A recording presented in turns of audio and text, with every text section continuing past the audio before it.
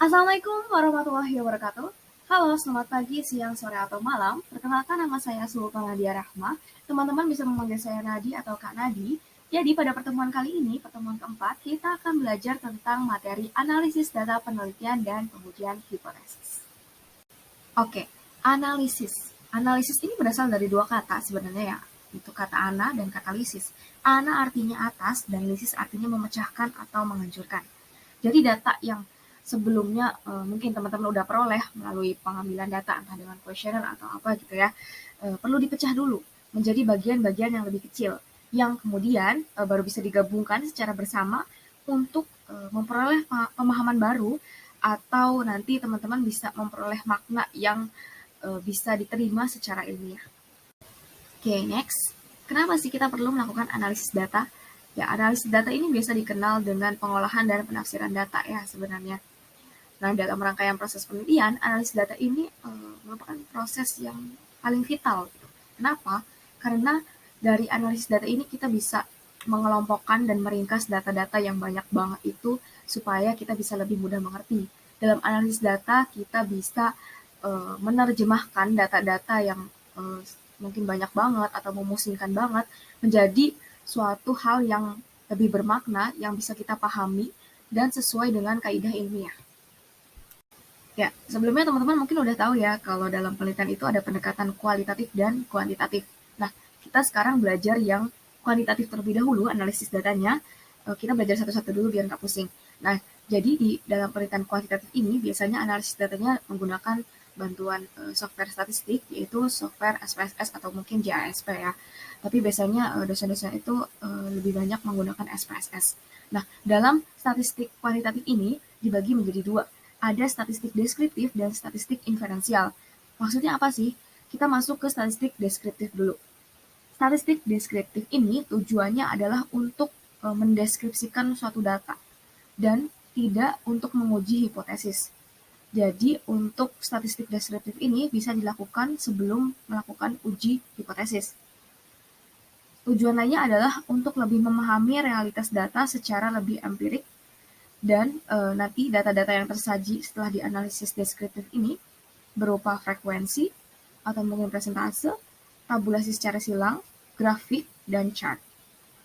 Kemudian kita masuk ke statistik inferensial. Nah, tujuannya berbeda dengan statistik deskriptif. Statistik inferensial ini tujuannya adalah untuk menyimpulkan. Kalau tadi deskriptif adalah untuk mendeskripsikan, inferensial ini untuk menyimpulkan temuan yang nantinya bisa digeneralisasikan ke dalam wilayah populasi. Jadi ini statistik inferensial ini nanti sebenarnya untuk pengujian hipotesis. Jadi nanti data diolah dan dianalisis dengan bantuan software. Kita bisa melakukan uji hipotesisnya. Nanti teman-teman tergantung hipotesis teman-teman untuk melakukan uji perbedaan, uji korelasi, atau mungkin uji regresi. Nanti dilakukan uji hipotesis di sini, kemudian baru tuh didapati kesimpulannya apa. Apakah ada perbedaan, ada hubungan, atau bagaimana gitu ya. Nah, seperti yang tadi sudah sempat disinggung, kalau statistik inferensial ini adalah untuk memahami suatu kelompok yang lebih luas lagi berdasarkan data dan bisa digeneralisasikan ke dalam wilayah populasi. Next, apa sih fungsi dari statistik deskriptif? Yang pertama adalah tadi ya udah dibahas untuk mendeskripsikan data dan tidak membuat kesimpulan untuk populasi sampel. Yang kedua, hasil analisis berbentuk angka-angka yang mudah ditangkap maknanya nanti. Yang ketiga, mengelompokkan data variabel berdasarkan kelompoknya agar lebih mudah diinterpretasikan. Oke, ini perbandingan antara statistik deskriptif dan inferensial ya. Jadi statistik deskriptif itu untuk mendeskripsikan. Jadi nanti tekniknya itu yang keluar tuh outputnya ada tabel atau grafik frekuensi. Kayak misalnya frekuensi perempuan sebanyak 50, frekuensi laki-laki sebanyak 60. Jadi nanti dengan bantuan statistik deskriptif itu kita bisa melihat itu. Terus nanti juga ada tendensi sentral, ada variabilitas, dan standar skor. Kemudian untuk statistik inferensial ini fungsinya untuk menyimpulkan, menginterpretasikan, menggeneralisasi, dan memprediksi. Untuk metodenya nanti ada parametrik dan non-parametrik. Maksudnya apa? Nanti kita akan bahas di slide selanjutnya ya. Jadi di statistik inferensial itu nanti karena untuk uji hipotesis ya, ada nanti kayak uji komparasi, uji korelasi, dan uji prediksi. Oke, sekarang kita masuk ke statistik inferensial. Jadi, untuk menguji suatu hipotesis dalam penelitian kuantitatif ya yang menggunakan statistik, ada dua hal utama yang teman-teman harus perhatikan, yaitu macam atau jenis data dan bentuk hipotesis yang sudah teman-teman tentukan. Jenis-jenis data. Jadi ada 4 jenis data yang perlu teman-teman ketahui terlebih dahulu. Data nominal, ordinal, interval, dan rasio. Ya, data nominal yang pertama. Jadi data nominal ini bentuknya kategori. Angka yang ada di data nominal menunjukkan identitas pembeda. Jadi kategorinya itu sejajar, nggak ada menunjukkan kayak lebih tinggi lebih rendah gitu. Contoh ya, jenis kelamin. Nanti wanita diberi angka 1 dan pria diberi angka 2. Jadi angka 1 dan 2 di sini bukan menunjukkan status atau tinggi rendah gitu. Tapi ini tuh mereka tuh sama-sama sejajar wanita dan pria. Cuma hanya saja dikasih angka 1 dan 2 sebagai pembeda gitu biar nanti lebih mudah gitu dalam analisisnya, nggak ketukar-tukar. Kemudian ada data ordinal. Bentuknya adalah klasifikasi. Angka yang ada di data ordinal ini menunjukkan perbedaan jenjang, perbedaan secara kuantitatif dan kualitatif. Ciri-cirinya, jaraknya tidak sama dan tidak berlaku mutlak. Contohnya ranking. Gitu. Nah, yang ketiga adalah data interval. Berbentuk angka yang biasanya dari hasil pengukuran non-fisik. Ciri-cirinya, jaraknya sama, tapi tidak berlaku mutlak. Contoh kayak suhu, inteligensi, atau IQ. Kemudian, yang terakhir, data rasio. Data rasio ini berbentuk angka yang hasilnya dari nilai pengukuran fisik. Kalau tadi interval adalah pengukuran non-fisik, kalau rasio itu pengukuran fisik. Ciri-cirinya, jaraknya sama dan berlaku mutlak. Contohnya seperti usia, tinggi badan, dan berat badan. Ya, statistik inferensial. Tadi kan sudah sempat dibahas sedikit ya. Kalau di statistik inferensial ini ada metode dengan parametrik dan non-parametrik. Jadi maksudnya gimana? Jadi dalam penggunaan statistik ini, kita memilih antara metode parametrik dan non-parametrik ini bergantung pada uji asumsi, hasil dari uji asumsi dan jenis data yang akan dianalisis. Ya, kita masuk ke analisis parametrik dulu ya. Jadi analisis parametrik ini nantinya menggunakan data interval dan data rasio. Jumlah subjeknya lebih dari 30, jadi harus lebih dari 30. Asumsi data, jadi ketika teman-teman melakukan uji asumsi, datanya itu harus terdistribusi normal. Data dua kelompok atau lebih itu nanti harus homogen ketika uji asumsi. Dan ketika untuk analisis regresi, uji asumsinya harus terpenuhi dengan adanya asumsi linearitas.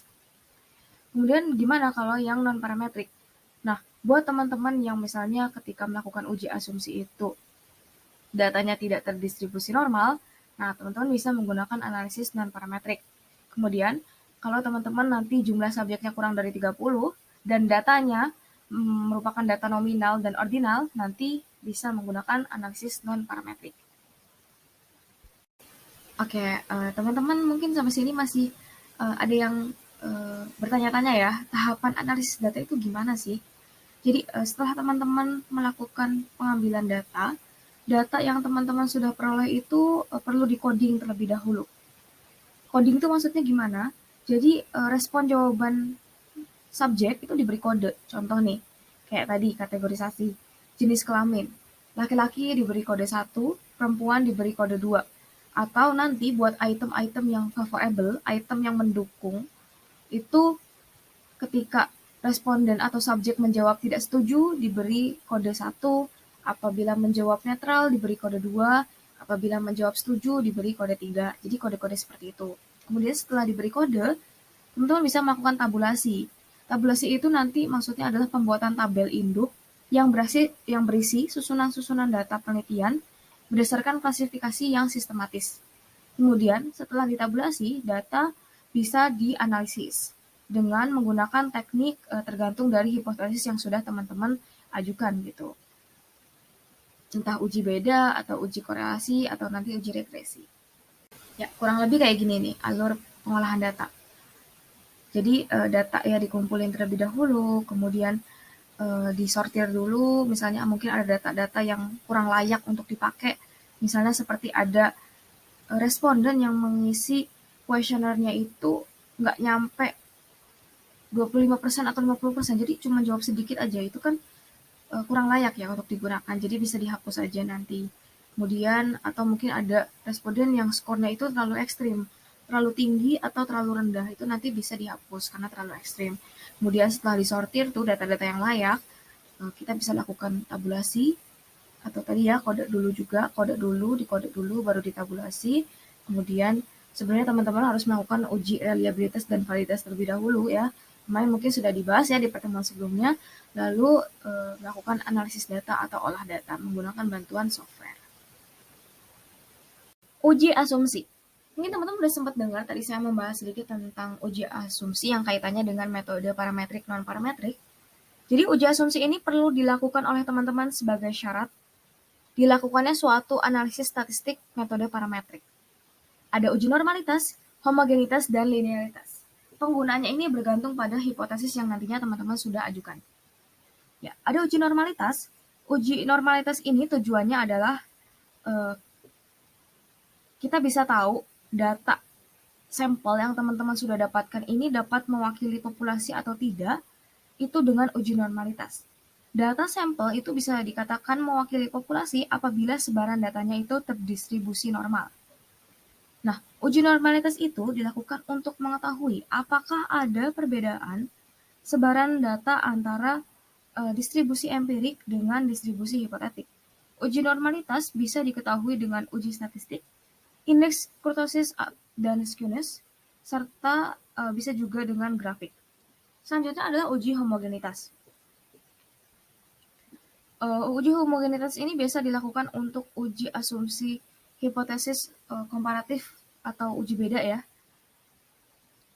Dan tujuannya adalah untuk mengetahui apakah varian 2 atau lebih kelompok yang dibandingkan itu setara atau tidak.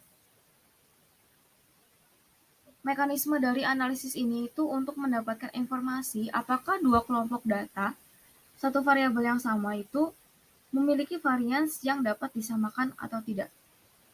Nah, uji homogenitas ini bisa diketahui dengan uji statistik Levin-test dengan syarat ya, P yang didapatkan itu harus lebih dari 0,05, di mana maknanya adalah data homogen dan maksudnya adalah tidak ada perbedaan varians antar dua kelompok. Kemudian selanjutnya adalah uji linearitas. Sifat hubungan yang linear antar variabel. Setiap perubahan yang terjadi pada satu variabel akan diikuti oleh perubahan sejajar pada variabel lainnya. Itu maksud dari linearitas. Linear. Jadi setiap ada perubahan yang terjadi pada satu variabel akan diikuti adanya perubahan secara sejajar pada variabel lainnya. Nah, uji linearitas ini bisa diketahui dengan uji statistik linearity test dengan hasil P harus kurang dari 0,05. Sekarang kita masuk ke dalam uji normalitas dengan bantuan uji statistik terlebih dahulu ya. Jadi langkah-langkahnya adalah data yang teman-teman udah masukkan ke software SPSS, nanti teman-teman bisa pilih menu Analyze, Descriptive Statistik, lalu Explore, lalu masukkan data teman-teman ke kotak Dependent List, lalu pilih Plots, centang bagian Normality Plot with Test. Nah, nanti didapatkan hasil seperti ini yang ada di gambar. Nah, ada yang perlu teman-teman perhatikan, apabila subjek yang teman-teman gunakan ini jumlahnya lebih dari 30, teman-teman bisa memilih analisis dengan Kolmogorov-Smirnov. Dan apabila subjek teman-teman kurang dari 30, nanti teman-teman bisa memilih analisis Shapiro-Wilk. Jadi yang dilihat itu bergantung dari jumlah subjek teman-teman. Nah, gimana cara kita memahami angka-angka ini? Di sini teman-teman bisa lihat data itu bisa dikatakan normal apabila signifikasinya atau P-nya itu lebih dari 0,05. Nah, apabila teman-teman nih, misalnya di sini teman-teman menggunakan subjek berjumlah kurang dari 30. teman-teman bisa melihat yang bagian analisis Shapiro-Wilk, ini yang ada tulisannya ya. Di situ 0,075. 0,075 itu bisa dikatakan lebih dari 0,05, sehingga sebaran datanya bisa dikatakan normal.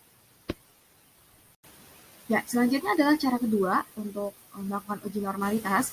Jadi teman-teman bisa pilih analyze, non-parametric test, satu sampel KS, masukkan data variabel, lalu centang yang normal pada test distribution, lalu klik OK. Nah, nanti hasilnya akan seperti yang ada di gambar.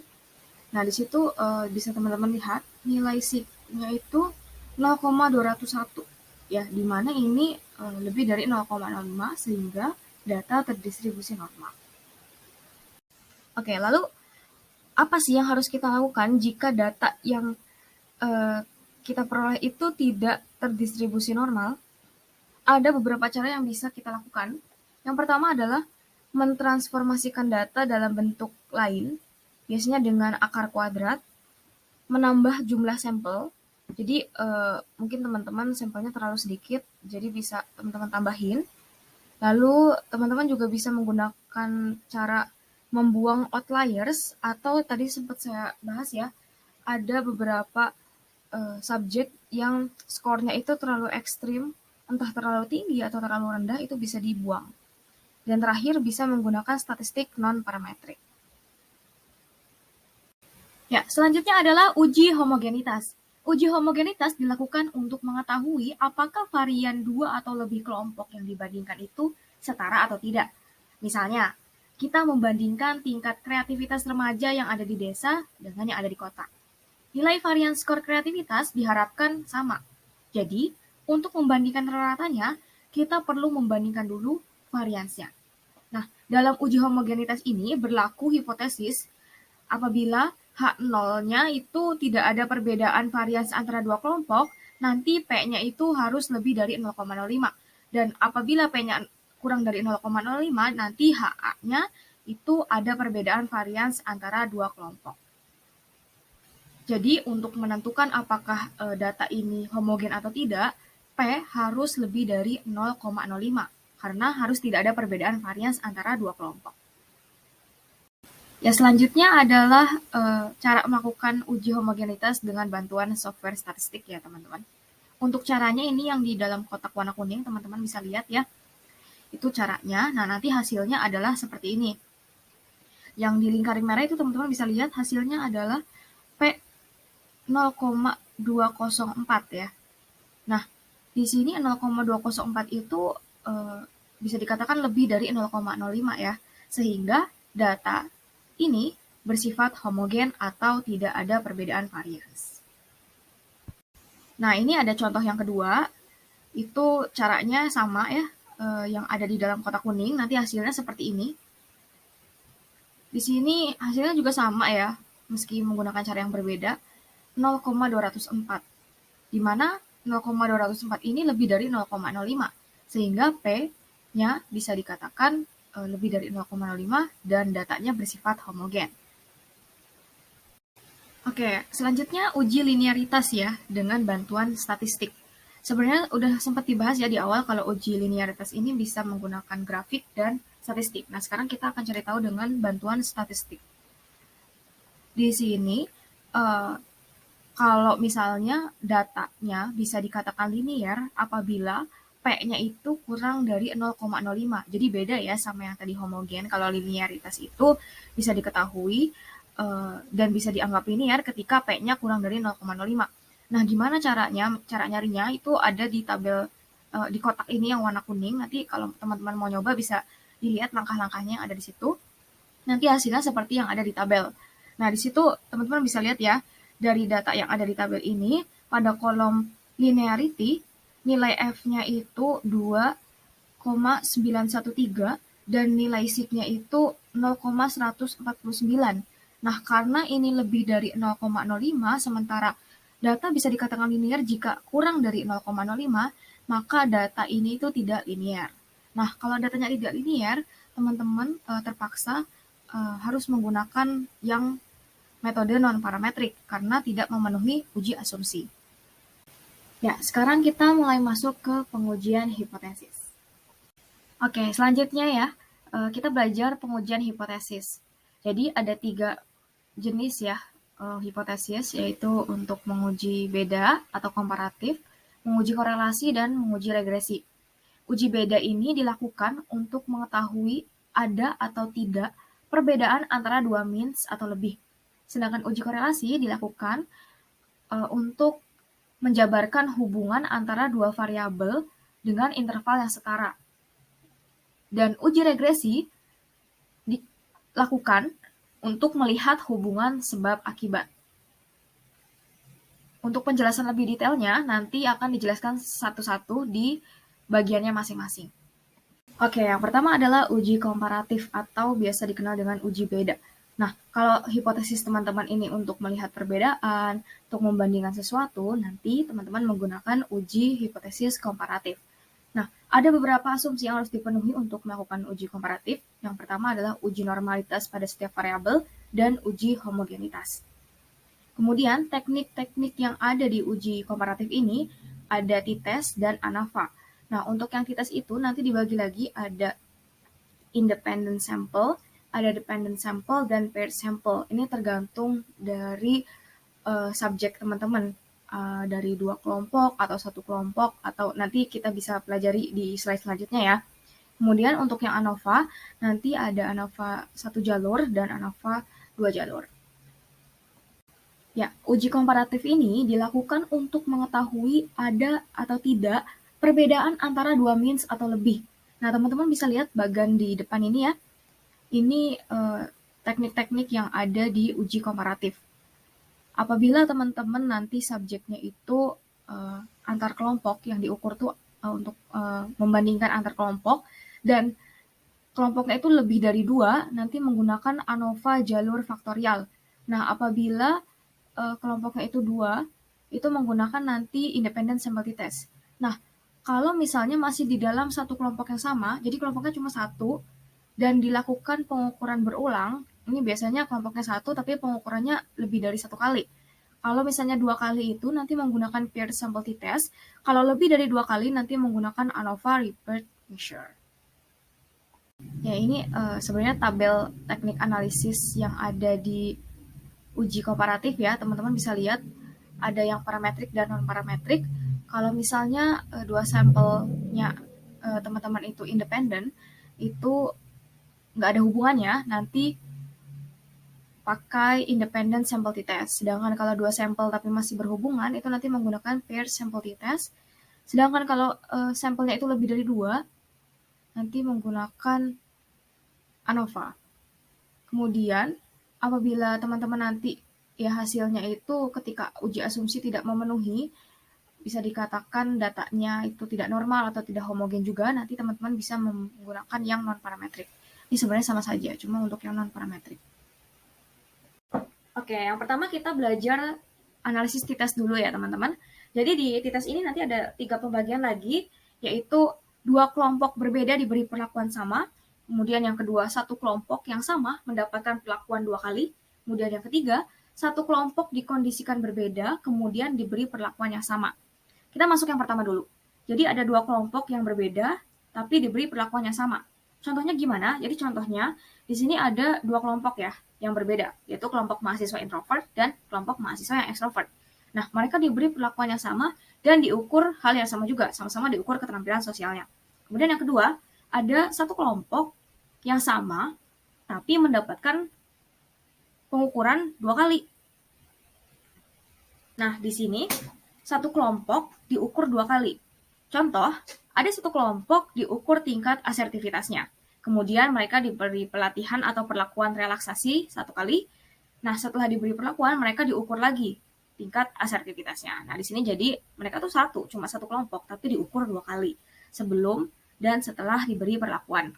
Kemudian, yang ketiga, ada 1 kelompok dikondisikan berbeda, tapi kemudian diberi perlakuan yang sama. Contoh, ada 1 kelompok dibuat tertekan. Kemudian mereka diukur kemampuan problem solving-nya, kemudian dibuat relax lagi. Nah, baru diukur lagi kemampuan problem solving-nya.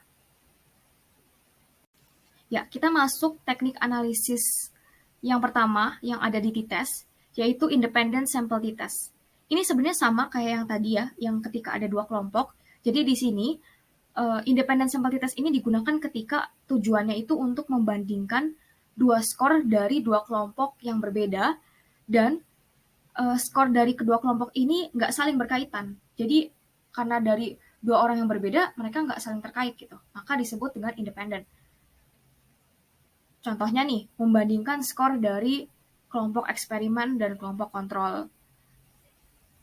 Membandingkan skor dari suami dan istri. Membandingkan skor dari perempuan dan laki-laki. Membandingkan skor dari penduduk desa dan penduduk kota. Nah, itu tuh kan dua hal yang berbeda ya, tidak saling berkaitan. Sehingga nanti teman-teman menggunakan teknik analisis independent t-test.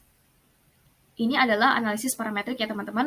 Maka dari itu, sebelum melakukan independent sample t-test ini, perlu melakukan uji asumsi dulu untuk melihat apakah sebaran datanya normal dan homogen.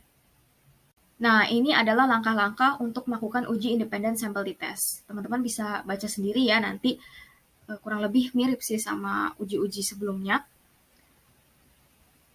Tinggal masukin aja datanya dan pilih beberapa fitur ya. Ini ada fitur analyze, lalu pilih complement, pilih t-test independent sample, masukin variabel yang mau dianalisis, kemudian pada grouping variabel masukkan kelompok.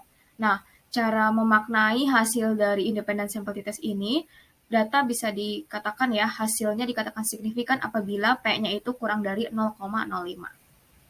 Nah, ini ada contoh soal ya dari penggunaan teknik analisis komparatif independent sample t-test. Di sini ada pertanyaan penelitian, apakah ada perbedaan tingkat kecemasan subjek terhadap laba-laba antara yang mendapatkan terapi gambar dengan yang mendapatkan terapi laba-laba hidup. Di sini subjeknya ada 24 ya, kurang dari 30. Nah, langkah pertama adalah kita uji normalitas dulu nih. Di sini udah ada ya, karena di sini data subjeknya itu kurang dari 30, sehingga yang dilihat itu tabel bagian Shapiro-Wilk.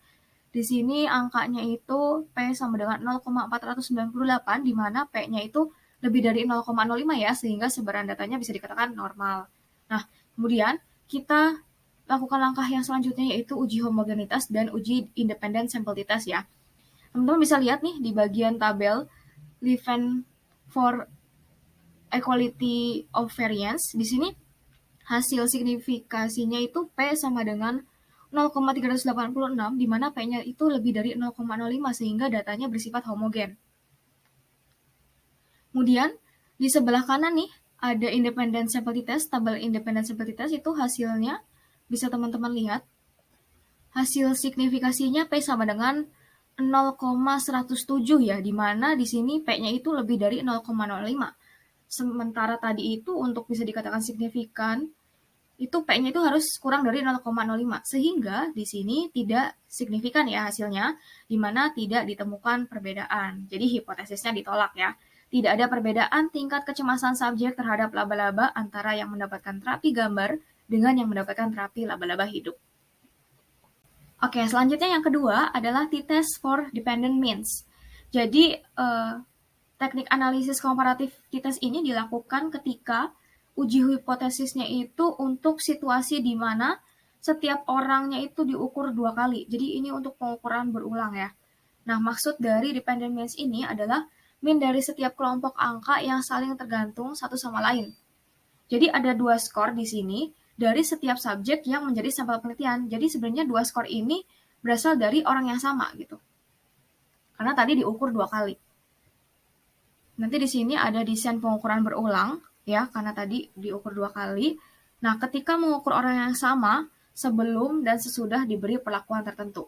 Kayak orangnya itu sama, tapi diukur 2 kali karena tadi sebelum perlakuan diukur dulu, lalu diberi perlakuan, lalu setelah perlakuan diukur lagi. Nah, signifikasinya itu data ya, hasil analisis data itu bisa dikatakan signifikan sama seperti sebelumnya jika P kurang dari 0,05. Ya, yang ketiga adalah paired sample t-test atau berpasangan. Jadi, analisis ini dilakukan untuk membandingkan nilai mean dari dua variabel dan mengujinya untuk melihat apakah rata perbedaannya itu tidak sama dengan 0. Contoh, ada data pretest dan data posttest. Sampelnya itu saling berhubungan karena setiap nilai pretest akan berkaitan dengan nilai posttest karena kedua nilai tersebut berasal dari orang yang sama.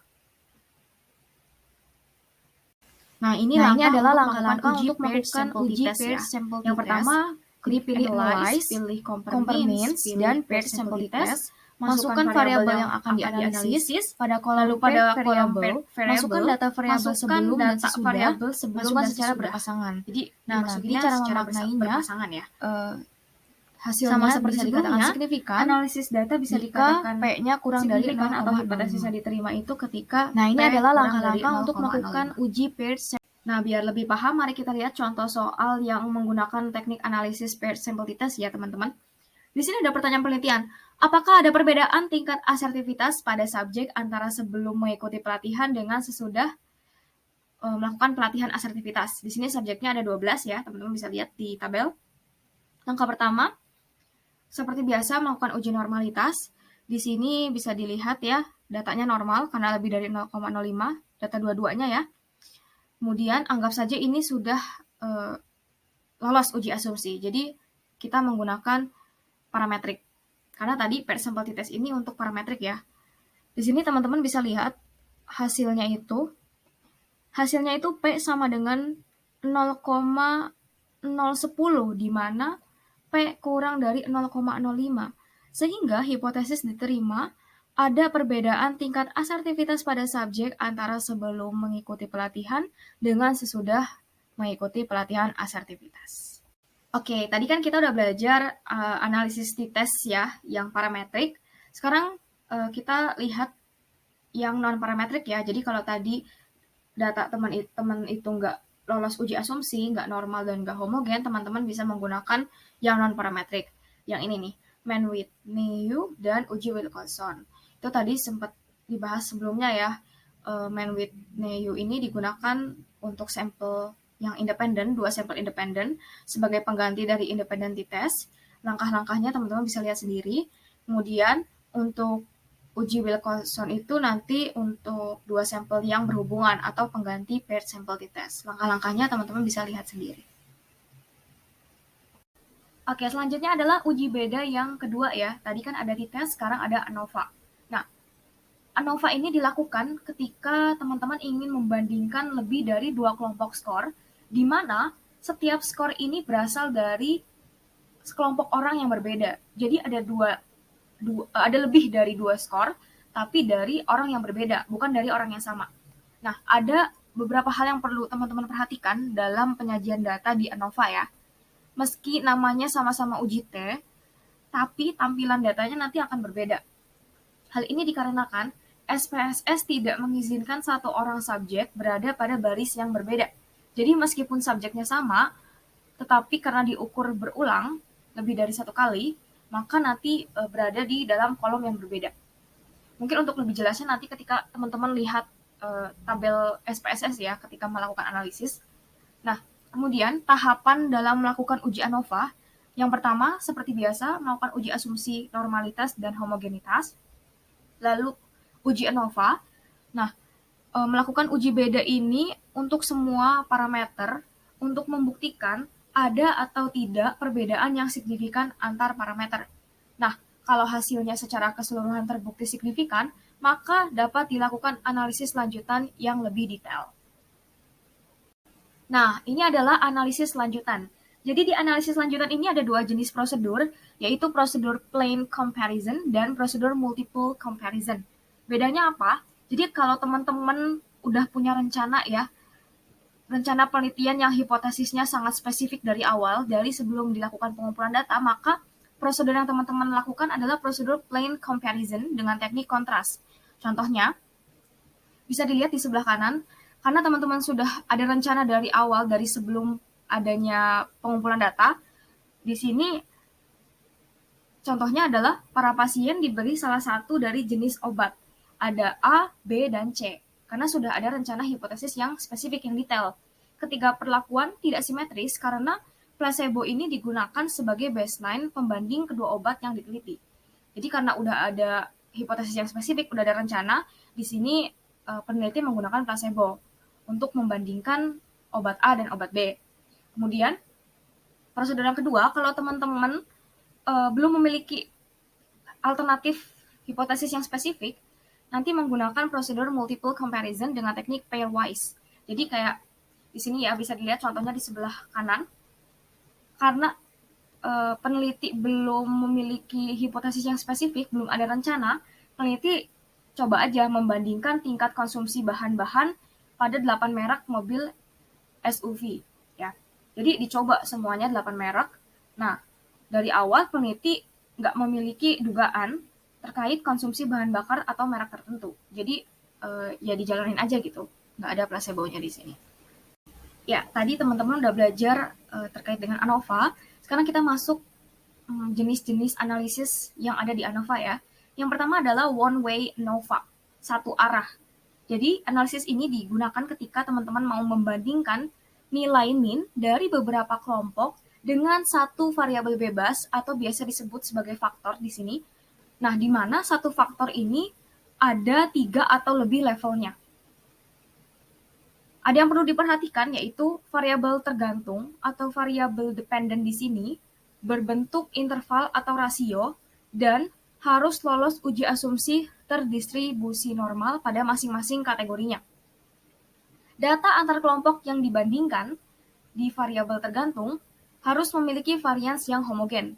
Sama seperti biasa ya, harus lolos uji normalitas dan homogenitas. Kemudian, variabel bebas atau faktornya berbentuk nominal atau ordinal dan memiliki lebih dari 2 nilai kategori. Contoh ya di sini, ada faktor dan level. Faktornya adalah 1, yaitu usia, di mana di dalam usia ada levelnya lagi. 1 kurang dari 40, yang kedua 40 sampai 55, yang ketiga di atas 55. Untuk variabel tergantungnya atau dependennya itu adalah tingkat stres kerja, sedangkan untuk variabel bebasnya atau independennya adalah usia. Nah, ini adalah contoh hipotesis yang menggunakan analisis one-way ANOVA. Jadi ada yang perlu teman-teman ketahui, mungkin udah sempat dibahas ya sebelumnya, kalau ada 2 macam hipotesis, yaitu hipotesis mayor dan hipotesis minor. Hipotesis mayor itu hipotesis yang besar, contohnya kayak hipotesis ini tuh menyangkut semua nilai yang ada di dalam variabel bebas, yang ada di dalam faktor. Sedangkan minor itu nggak semuanya menyangkut semua nilai yang ada di dalam variabel bebas.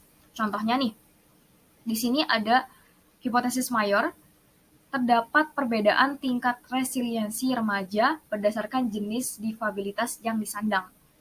Tingkat resiliensinya ini adalah variabel tergantung, sedangkan variabel bebasnya adalah jenis difabilitas. Nah, kemudian ada hipotesis minornya nih, ada 3, yaitu terdapat perbedaan resiliensi pada penyandang tunanetra dan tunarungu. Lalu yang kedua, terdapat perbedaan resiliensi pada penyandang tunawicara dan tunanetra. Yang ketiga, tidak terdapat perbedaan resiliensi pada penyandang tunarungu dan tunawicara. Jadi di sini udah lebih spesifik, lebih detail. Di dalam faktor atau variabel bebasnya, yaitu jenis difabilitas, ada level-levelnya, yaitu tunarungu, tunanetra, dan tunawicara. Nah, ini adalah contoh judul-judul penelitian yang menggunakan teknik analisis one-way ANOVA ya. Teman-teman bisa lihat yang pertama nih ada perbedaan tingkat PTSD pada penyintas bencana Merapi tahun 2010 berdasarkan asal daerah. Nah, post traumatic stress disorder atau PTSD-nya ini adalah variabel tergantung, sedangkan asal daerahnya ini adalah variabel bebas atau faktornya. Nah, ini ada satu faktor ya, di mana di dalam faktor asal daerah ini ada beberapa level, yaitu Sleman, Klaten, Boyolali, dan Magelang. Contoh yang kedua ada perbedaan tingkat toleransi berdasarkan jenis sekolah pada sekolah umum, madrasah, dan pesantren. Nah, tingkat toleransinya adalah variabel tergantung, kemudian jenis sekolahnya adalah variabel bebas atau faktornya, yang di dalamnya adalah 3 level, yaitu level sekolah umum, madrasah, dan pesantren. Nah, yang ketiga nih ada contoh ya, perbedaan tingkat delikuensi remaja berdasarkan status sosial orang tua. Nah, variabel tergantungnya adalah delikuensi. Kemudian, untuk variabel bebasnya atau faktornya adalah status sosial orang tua yang levelnya dibagi menjadi orang tua dengan keluarga petani, PNS, dan wira swasta. Sampai sini mungkin bisa lebih jelas ya.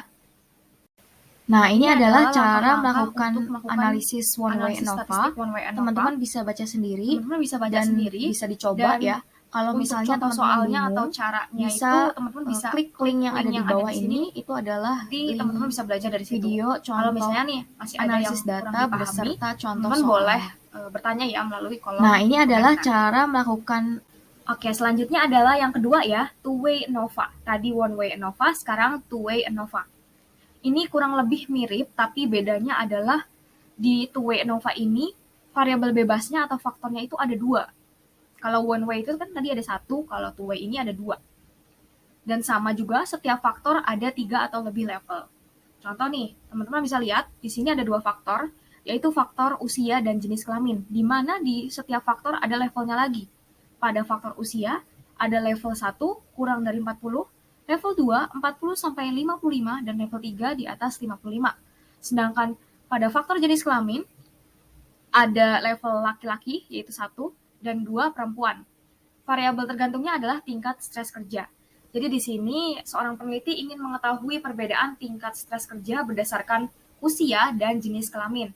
Faktornya ada dua, yaitu usia dan jenis kelamin, di mana di dalam usia dan jenis kelamin ini ada level-levelnya yang sudah seperti tadi disebutkan ya.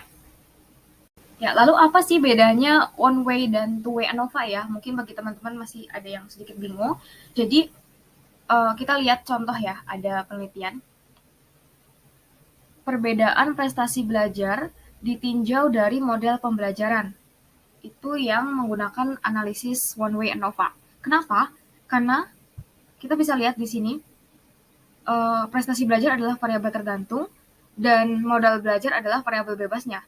Sesuai dengan pengertian di one way ANOVA, itu variabel bebas atau faktornya berjumlah 1, di mana nanti di faktornya itu ada beberapa level. Di sini teman-teman bisa lihat, yaitu faktor model pembelajaran ada 3 level di dalamnya, level pemecahan masalah, discovery learning, dan inquiry. Jadi di sini faktornya cuma 1. Sedangkan di two-way ANOVA, itu faktornya ada 2. Ya, di sini teman-teman bisa lihat faktornya itu model pembelajaran dan kemampuan awal. Di mana di dalam faktor itu nanti ada level-levelnya lagi. Model pembelajaran ada level yang seperti tadi, kemudian di kemampuan awal ada level tinggi dan terendah. Jadi bedanya di jumlah faktornya. Ada yang perlu teman-teman ketahui dalam uji hipotesis korelasi. Jadi, ada 3 jenis korelasi. Korelasi positif, korelasi negatif, dan tidak ada korelasi. Pada korelasi positif, bisa dikatakan korelasinya positif itu ketika ada peningkatan pada satu variabel dan variabel lainnya juga meningkat gitu. Jadi nilai variabel satu dengan variabel yang lainnya itu berbanding lurus. Kalau yang satu meningkat, yang lainnya ikut tingkat. Kalau yang satunya turun, yang lainnya ikut turun. Jadi itu berbanding lurus. Contoh, jumlah uang yang dimiliki dengan jumlah mobil yang bisa dimiliki. Kalau misalnya jumlah uangnya banyak, dia pemiliknya ini kemungkinan memiliki jumlah mobil yang banyak pula. Itu jadi berbanding lurus ya.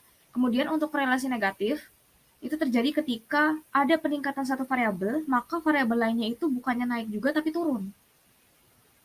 Nilai variabel satu dengan variabel lainnya itu berbanding terbalik. Jadi kalau variabel satunya naik, variabel satunya turun.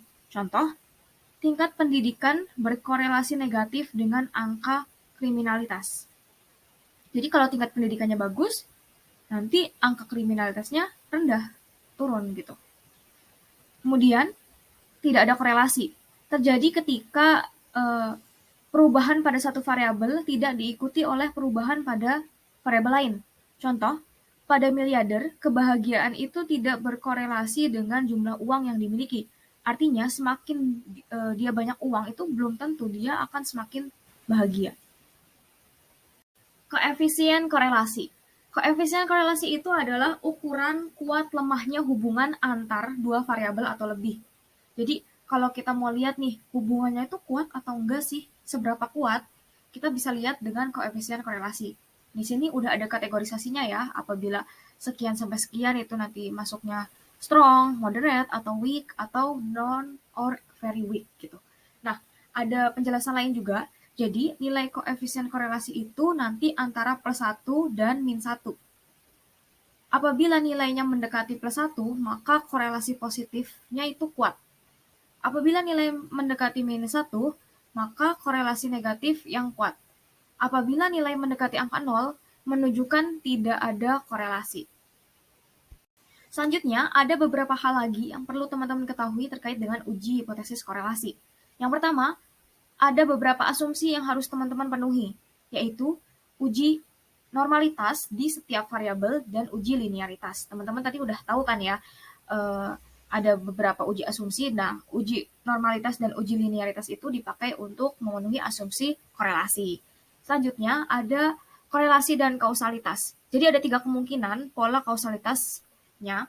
Yang pertama adalah X dapat menyebabkan Y, atau nanti Y bisa dapat menyebabkan X, atau bisa juga ada faktor lain yang menyebabkan X dan Y. Contoh nih, kita anggap X itu aktivitas yang menyenangkan, Y itu kepuasan perkawinan.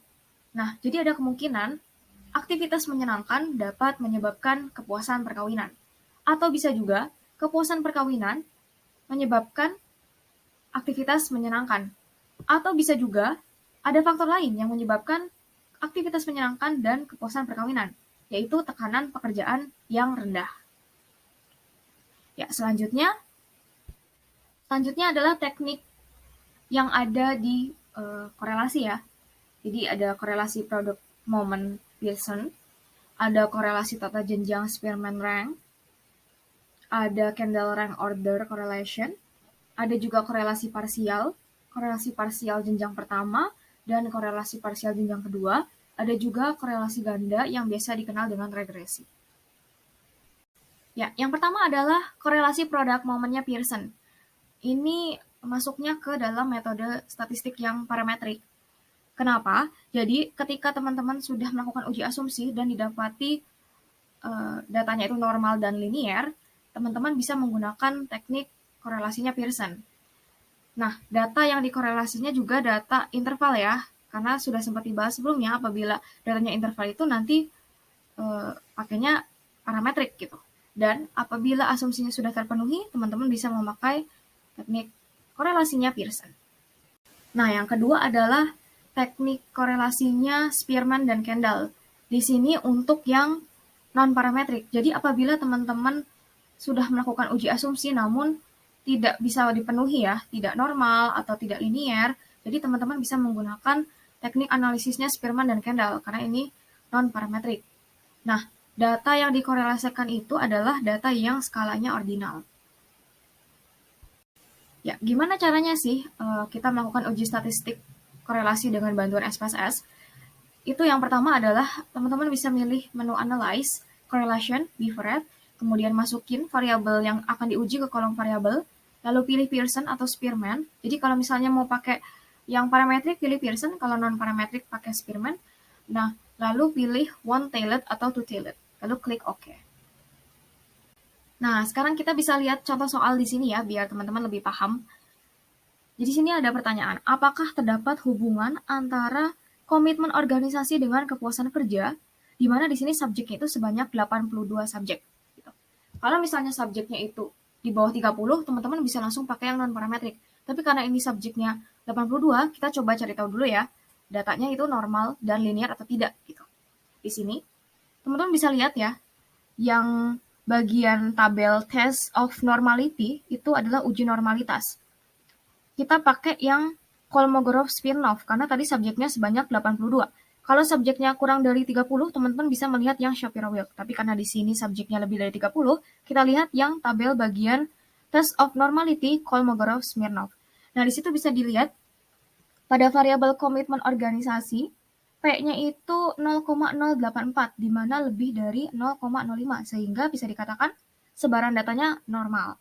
Kemudian pada variabel kepuasan kerja, di situ bisa terlihat ya, P-nya itu 0,000, di mana kurang dari 0,05, sehingga bisa dikatakan variabel kepuasan kerja ini datanya tidak normal.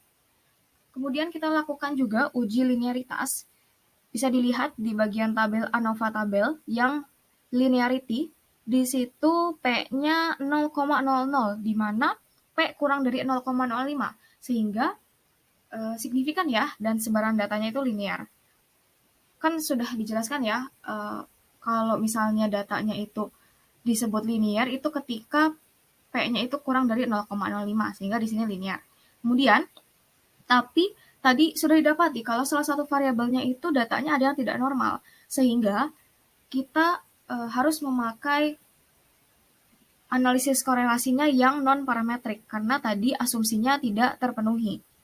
Akhirnya kita memakai ini, Spearman-Rho, karena yang non-parametrik, teman-teman bisa lihat tabel yang sebelah kiri bawah ini, ada tulisan correlation, dan Spearman-Rho ya di sebelah kiri. Di situ teman-teman bisa lihat korelasi antara komitmen organisasi dengan kepuasan kerja. Didapati nilai signifikasinya itu 0,00 dengan teknik analisis Spearman-Rho. Di mana apabila P-nya kurang dari 0,05 maka ada hubungan. Maknanya itu jadi signifikan ya, ada hubungan antara komitmen organisasi dengan kepuasan kerja. Di situ teman-teman juga bisa lihat koefisien korelasinya itu bernilai positif ya, sehingga hubungannya juga positif. Yang ketiga adalah korelasi parsial. Jadi korelasi parsial ini adalah analisis korelasi dengan menggunakan variabel kontrol.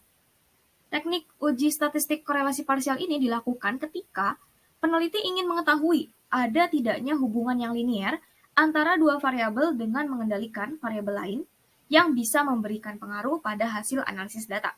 Nanti variabel yang akan terlibat itu ada satu variabel independent variable, jadi variabel bebas ya. Kemudian ada satu dependent variable atau variabel yang tergantung, dan ada satu atau lebih dari satu variabel pengendali, variabel kontrolnya. Nah, ini adalah langkah untuk melakukan uji korelasi parsial ya. Pertama, pilih analyze, korelasi, lalu parsial, lalu masukkan variabel independent dan variabel dependent ke kolom variabel, masukkan juga variabel control ke kolom controlling for, lalu pilih option, pilih statistik, means and standard deviation, plus zero order correlation. Lalu pada missing values, pilih exclude case pairwise. Lalu pilih continue, pilih OK. Ya, selanjutnya adalah uji hipotesis yang ketiga, yaitu uji prediksi. Tadi kan ada uji komparatif dan uji korelasi, nah yang ketiga adalah uji prediksi. Teman-teman pernah dengar nggak sih pertanyaan semacam, seberapa besar peluang seorang calon karyawan yang akan direkrut dapat bekerja dengan baik? Atau kayak, seberapa efektifkah metode membaca X bisa meningkatkan daya konsentrasi anak kelas 3 SD? Nah, pertanyaan-pertanyaan semacam itu yang nanti membutuhkan uji hipotesis dengan uji prediksi. Ya, jadi uji prediksi atau biasa dikenal dengan uji regresi ini memiliki peran yang penting dalam membantu peneliti untuk memahami bagaimana pengaruh berbagai macam faktor terhadap variabel yang ingin diteliti. Contoh nih, bagi pasangan yang ingin menikah atau yang sudah menikah gitu. Faktor-faktor apa saja sih yang bisa memprediksikan kebahagiaan dan berhasil mempertahankan perkawinan? Faktor apa saja sih yang terjadi di masa kanak-kanak yang bisa memunculkan gejala depresi di masa dewasa? Atau jenis support seperti apa sih yang diberikan oleh teman dan keluarga yang bisa mempercepat atau memperlambat peluang seseorang untuk sembuh? Nah, pertanyaan-pertanyaan seperti itu bisa terjawab dengan bantuan uji prediksi. Ya, jadi tujuan dari uji prediksi itu apa sih? Sebelum itu kita bandingkan dengan uji korelasi ya teman-teman. Tadi kan kita udah belajar uji korelasi itu dilakukan untuk mengetahui kekuatan hubungan antar variabel, di mana kita ini cuma bisa tahu hubungannya aja, kita nggak bisa tahu makna sebab akibatnya. Nah, dengan regresi linear kita bisa tahu dan bisa memahami hubungan sebab akibat antar variabel. Ya, jadi dalam uji prediksi ini ada dua macam, yaitu regresi linear sederhana dan regresi linear berganda. Nah, sekarang kita akan masuk regresi linear yang sederhana, yang biasa. Nah, tujuan dari regresi linear sederhana ini adalah untuk memprediksi nilai suatu variabel yang belum diketahui dari nilai variabel lain yang sudah diketahui. Jadi maksudnya adalah kita bisa memprediksi nilai Y dari nilai X atau sebaliknya. Contoh nih, ada variabel usia dan kematangan. Kedua variabel itu saling berhubungan. Maka dengan bantuan analisis regresi, kita bisa tahu tingkat kematangan seseorang dari usianya. Bisa kita prediksi tingkat kematangan seseorang berdasarkan data usianya gitu. Jadi di sini kita bisa memprediksi variabel yang belum kita ketahui dari variabel lain yang sudah diketahui. Lalu apa aja sih variabel-variabel yang ada di regresi linear ini? Jadi ada dependent dan independent seperti biasa, tapi di sini model regresi linear sederhana ini punya satu dependent variable dan satu independent variable. Nanti variabel yang nilainya akan diprediksi adalah dependent variable dan yang akan menjadi prediktornya adalah independent variable. Dalam analisis regresi ada beberapa hal yang perlu teman-teman tahu, yaitu yang pertama adalah garis regresi. Jadi ada dua macam garis regresi, yaitu pada X dan Y. Ada garis regresi dengan bunyi persamaannya Y sama dengan A plus BX, dan ada juga X sama dengan C plus DY. Maksudnya gimana? Jadi persamaan Y sama dengan A plus BX itu digunakan untuk memprediksi nilai Y ketika nilai X-nya sudah diketahui. Sedangkan untuk persamaan X sama dengan C plus DY itu digunakan untuk memprediksi nilai X dari nilai Y yang sudah diketahui. Untuk A dan B yang ada di persamaan ini adalah konstanta, A adalah intercept dan B adalah slope yang nanti bisa didapat dari hasil analisis SPSS. Oke, selanjutnya adalah penetapan garis regresi. Contoh nih, di sini ada hasil panen dan curah hujan. Jadi garis regresi Y pada X menggambarkan hubungan hasil panen dengan curah hujan, di mana prediksi jumlah hasil panen dengan banyaknya curah hujan. Jadi bisa diprediksi jumlah hasil panen dengan banyaknya curah hujan.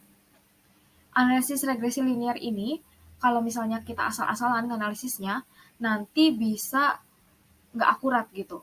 Dampaknya ada skenario yang aneh. Contoh nih, kan aneh ya kalau ada skenario kayak banyaknya curah hujan disebabkan oleh hasil panen. Padahal seharusnya lebih masuk akal ketika jumlah hasil panen itu, banyaknya itu nanti bergantung pada banyaknya curah hujan. Kan lebih tepat seperti itu ya. Jadi ketika analisis regresi ini harus lebih hati-hati biar tidak asal-asalan hasilnya. Selanjutnya adalah koefisien regresi. Ya.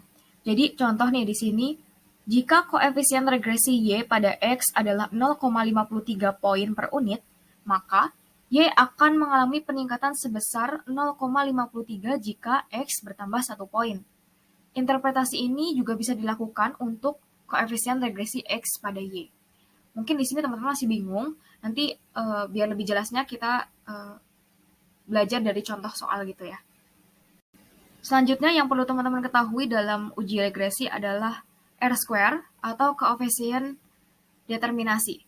Jadi ketika garis regresi sudah ada, maka kita bisa tahu kemampuan daya prediksinya dengan melihat koefisien determinasi atau biasa disebut dengan R kuadrat atau R square.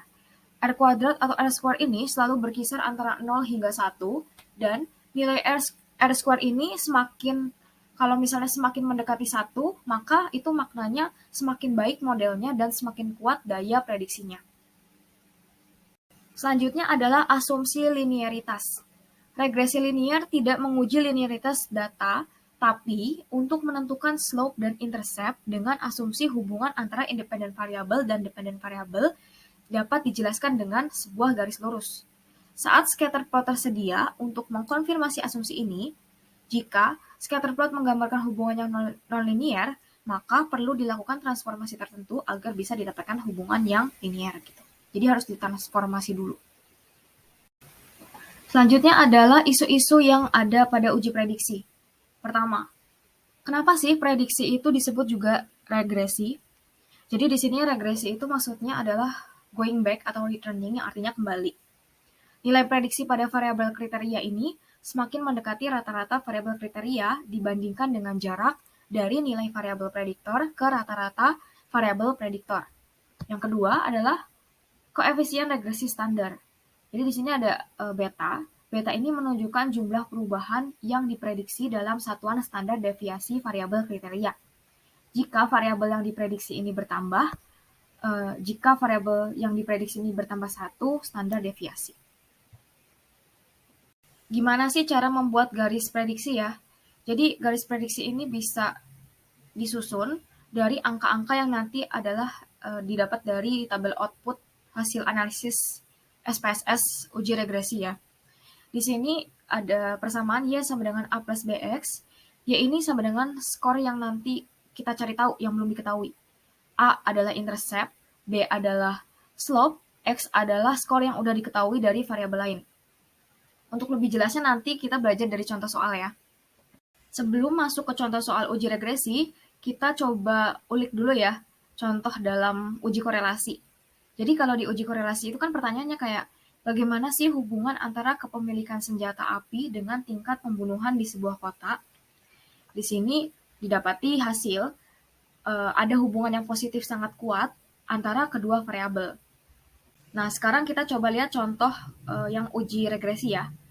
Bunyi pertanyaannya adalah, apakah pencabutan aturan pembatasan kepemilikan senjata otomatis ini akan berdampak pada angka pembunuhan, di mana kalau aturan pembatasan ini dicabut, maka secara nggak langsung jumlah senjata yang beredar itu akan meningkat. Jadi apakah ini akan berdampak pada angka pembunuhan? Nah, ini adalah output tabel dari hasil analisis uji regresi, tabel koefisien. Nah, ini nih yang nanti bisa dimasukkan ke persamaan. Kan ada persamaan Y sama dengan A plus BX.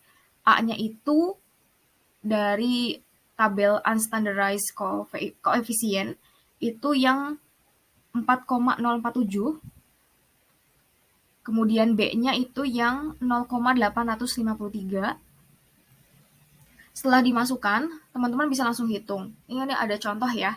Jika ada 100 senjata, maka berapa angka pembunuhan yang terjadi? Tinggal dimasukin aja. Y-nya itu kan yang dicari angka pembunuhannya. Berarti Y-nya adalah angka pembunuhan sama dengan A plus B kali X. A-nya tadi adalah 4,047 ditambah B-nya itu 0,853 dikali senjatanya adalah 1000 ya. Teman-teman bisa coba hitung sendiri hasilnya berapa. Tinggal dimasukin aja ke rumus. Oke. Sekarang kita mulai masuk ke contoh cara membaca hasil analisis dan cara membuat garis regresi ya. Nah, jadi untuk melakukan uji regresi linear yang sederhana ini, tahap pertama adalah yang keluar nanti outputnya adalah model summary. Dari model summary ini kita bisa tahu nilai R dan R square. Nilai R di sini adalah 0,976, di mana karena ini semakin mendekati 1 ya, jadi kekuatan korelasinya itu sangat kuat. Kemudian, nilai R square-nya atau R kuadratnya adalah 0,953, atau kalau mau dibuat persentase menjadi 95,3%. Maksudnya adalah, di sini tingkat kinerja yang saat ini ada itu disumbang 95,3% oleh efikasi. Selanjutnya adalah tabel kedua, yaitu tabel ANOVA. Di sini, teman-teman bisa lihat hasil signifikasinya, itu 0,000, di mana kurang dari 0,05, maksudnya adalah secara umum, model yang udah digunakan itu cukup baik untuk memprediksi variabel outcome. Nah, kemudian tahap yang ketiga, yaitu tabel koefisien. Sebenarnya ini sama ya, kayak yang tadi udah sempat dibahas. Untuk memasukkan ke persamaan, itu angkanya didapat dari tabel koefisien. Ini kita coba latihan lagi ya. Ada persamaan Y sama dengan A plus BX. Y-nya itu adalah tingkat kinerja. A-nya itu bisa dilihat di tabel unstandardized coefficient, yang bagian konstan, B, 2,524. Kemudian B-nya adalah 0,905 dikali X. Nah, di sini anggapannya X atau efikasi ini 10 poin. Maka tinggal teman-teman masukin nih. Y itu kan yang dicari ya, yaitu tingkat kinerja. Tingkat kinerja sama dengan 2,524 ditambah 0,905 dikali 10. Hasilnya adalah 11,57. Nah, ini adalah langkah untuk melakukan uji statistik regresi linear sederhana. Teman-teman bisa baca sendiri, atau kalau misalnya dengan langkah-langkah ini masih kurang dipahami, teman-teman bisa klik link yang ada di bawah ini. Itu adalah contoh soal dan contoh cara menganalisis uji regresi linear sederhana. Oke, selanjutnya adalah regresi yang kedua, yaitu regresi yang berganda. Nanti persamanya itu agak sedikit berbeda ya dengan yang regresi sederhana. Untuk regresi ganda ini nanti persamanya Y sama dengan A plus B1X1 plus B2X2 dan seterusnya. Awal mulanya ini berawal dari asumsi dasar bahwa tidak ada fenomena psikologis yang hanya disebabkan oleh satu fenomena yang lain. Jadi, maksudnya adalah pasti ada banyak faktor yang menyebabkan naik turunnya suatu gejala. Misalnya nih, kepuasan perkawinan pada pasangan suami istri tidak mungkin disebabkan oleh satu faktor saja. Pasti ada banyak faktor lain yang mempengaruhinya. Nah, jadi regresi ganda ini menjelaskan seberapa jauh prediktor X1 dan X2 mampu menjelaskan kriterium dengan baik. Regresi juga menunjukkan seberapa besar kontribusi masing-masing prediktor terhadap kriterium. Teman-teman bisa lihat grafiknya ya. Jadi pada kontribusi X1 adalah area D, bisa juga ditambah area C, sedangkan pada kontribusi X2 adalah area B, bisa juga ditambah area C. Jadi ini bergantung pada jenis metode regresi yang digunakan. Jika menggunakan metode enter, maka area C akan dimiliki oleh prediktor yang memiliki kontribusi terbesar. Nah, ini adalah langkah untuk melakukan uji statistik regresi linear sederhana. Teman-teman bisa baca sendiri, atau kalau misalnya dengan langkah-langkah ini masih kurang dipahami, teman-teman bisa klik link yang ada di bawah ini. Itu adalah contoh soal dan contoh cara menganalisis uji regresi linear sederhana. Ya, ini adalah uji asumsi tambahan khusus untuk regresi ganda, yaitu ada multikolinearitas, heteroskedastisitas, dan autokorelasi. Untuk multikolinearitas ini bisa dikatakan tidak terjadi multikolinearitas jika hubungan antar variabel bebas itu kurang dari R sama dengan 0,6. Yang diharapkan adalah dalam pengujian regresi ganda, jika kedua prediktor itu tidak memiliki korelasi yang signifikan. Yang kedua, uji heteroskedastisitas. Ya, di uji ini untuk menguji varian residu masing-masing variabel dalam regresi yang sama atau berbeda. Jika sama, itu terjadi homoskedastisitas.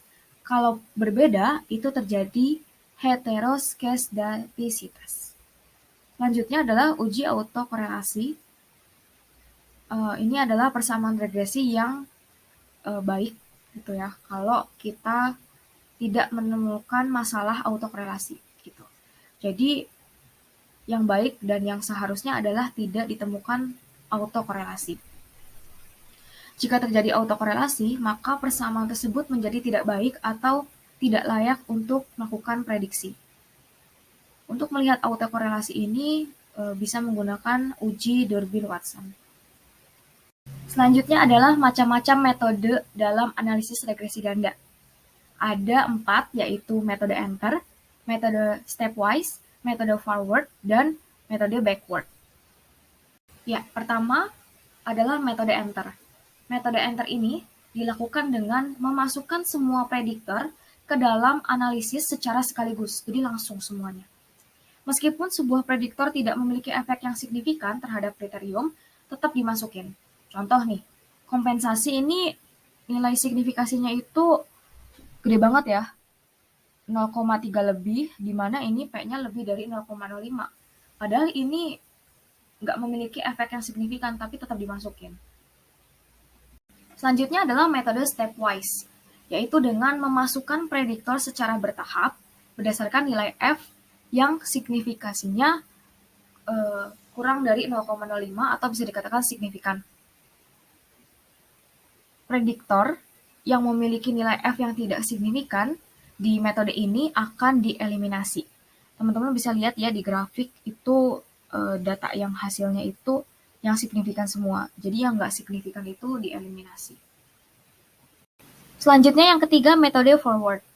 Nah, dilakukan dengan memasukkan prediktor secara bertahap berdasarkan prediktor yang nilai korelasi parsialnya paling besar. Proses ini dihentikan ketika prediktor baru tidak memberikan sumbangan efektif yang signifikan lagi. Jadi, ini tuh dihentiin ketika sudah tidak memberikan sumbangan efektif lagi. Gitu. Variabel ketahanan dan kompensasi bisa dilihat ya, tidak dimasukkan karena kalaupun dimasukin itu tidak akan membawa peningkatan sumbangan efektif yang signifikan. Jadinya nggak dimasukin. Karena di metode ini yang dimasukin itu berdasarkan nilai korelasi parsialnya yang paling besar dan dihentikan ketika sudah tidak memberikan sumbangan efektif yang signifikan lagi. Ya, yang keempat adalah metode backward, yaitu dengan memasukkan semua prediktor, kemudian mengeliminasi satu persatu hingga tersisa prediktor yang signifikan saja. Jadi di metode ini, kalau ada nilai F yang di atas 0,1, nanti akan dieliminasi. Karena itu tidak signifikan. Jadi yang bertahan itu yang signifikan saja. Selanjutnya adalah cara mencari nilai sumbangan efektif setiap prediktor. Contoh nih, ada prediktor ketahanan mental dan dukungan sosial. Kriteriumnya adalah motif berprestasi.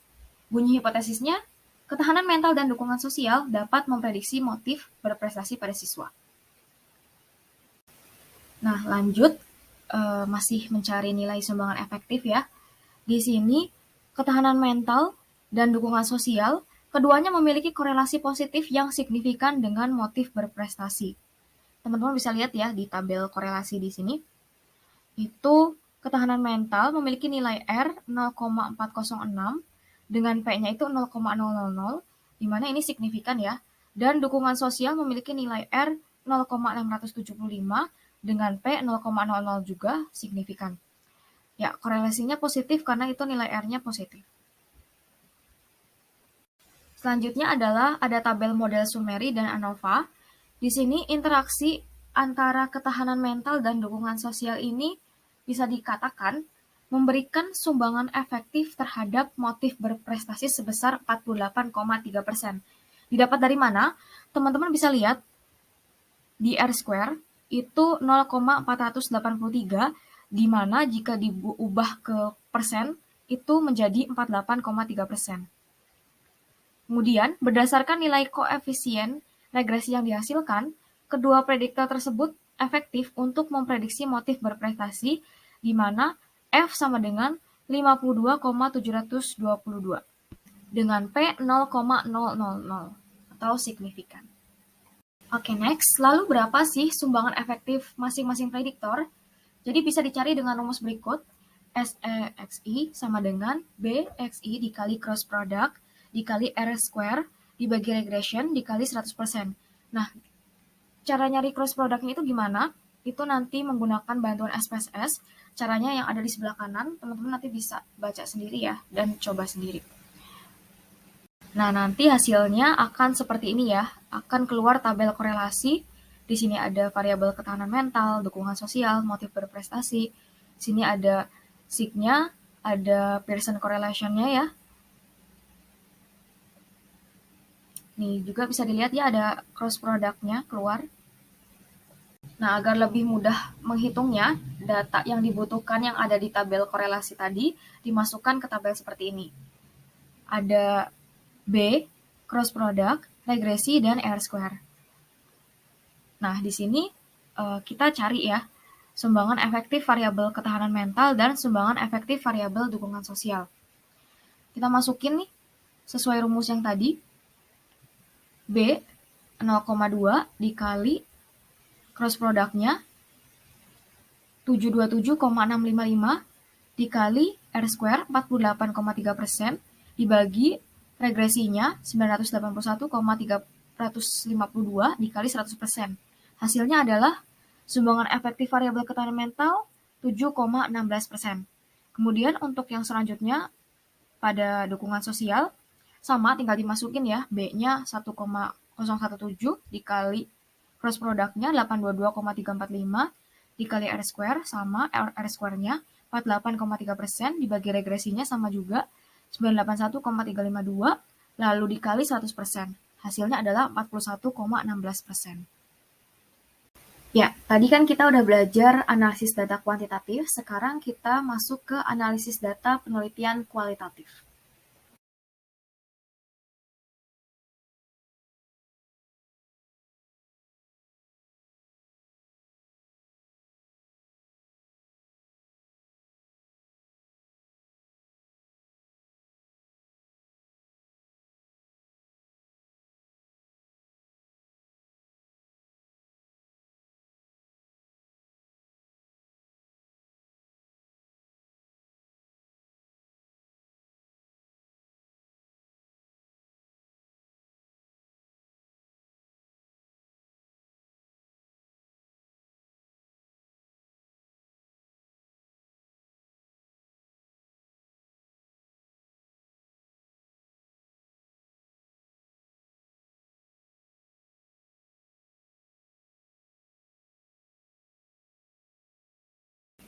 Oke, jadi ini adalah alur analisis data kualitatif.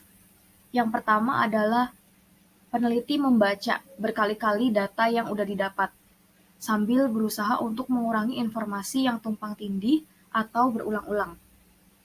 Kemudian, peneliti melihat signifikasi atau pentingnya data yang diperoleh. Pertanyaan pendukung seperti apakah yang penting dari informasi yang disampaikan. Kemudian yang ketiga, peneliti melakukan klasifikasi atau melakukan coding data yang memiliki kemiripan atau kecocokan dengan data lain. Nanti hasil klasifikasi atau codingnya ini dibuat label. Yang keempat, peneliti mencari pola atau tema yang mengikat pikiran antara satu dengan yang lainnya.